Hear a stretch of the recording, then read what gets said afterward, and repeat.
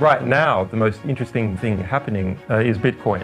It's probably the most interesting intellectual development on the internet in the last 5 years.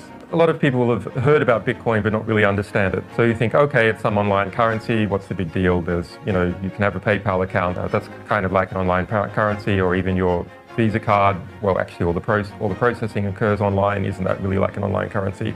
Or you can buy gold, that's kind of like an online currency. But Bitcoin is different because it is a currency that cryptographically backed, multi-jurisdictional, which means that it's very hard for any one power group in any particular jurisdiction to start turning it into a rent-seeking apparatus. The underlying technology of Bitcoin is cryptography on the one hand, and the ability for cryptography to create situations that can defend itself or the people who use it against even the full might of a superpower. A full might of a superpower doesn't help you smash a maths problem. A maths problem is a maths problem, and it's something that is connected to the existence of intelligence in the universe or basic physics. It's not something you can get at simply through overwhelming coercive power or lots of people. And the other underlying basic technology is proof of publication at a particular time. And we've never really had that. In the digital world, we can delete history extremely easily, and history, even without an attempt to delete it, starts disappearing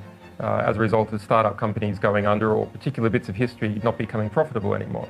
And that notion of being able to disappear history entered into Orwell's writing, and you can look at what is, I think, his most substantive intellectual comment, which is he who controls the present controls the past, he who controls the past controls the future.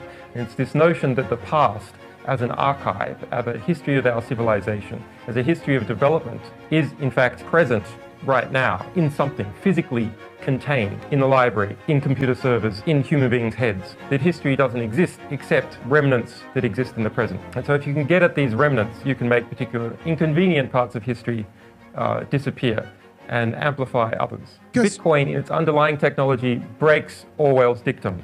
It breaks Orwell's dictum by providing proof of publishing at a certain time. And that is the intellectual underpinning of that whole system and can be used for lots and lots of other things. And so that's the big expansion we're about to see in Bitcoin. All derives from this basic premise that you can prove that a particular statement, a particular consensus, a particular contract happened at a particular time globally, and it requires the subversion of every single jurisdiction where people are running Bitcoin to overturn that.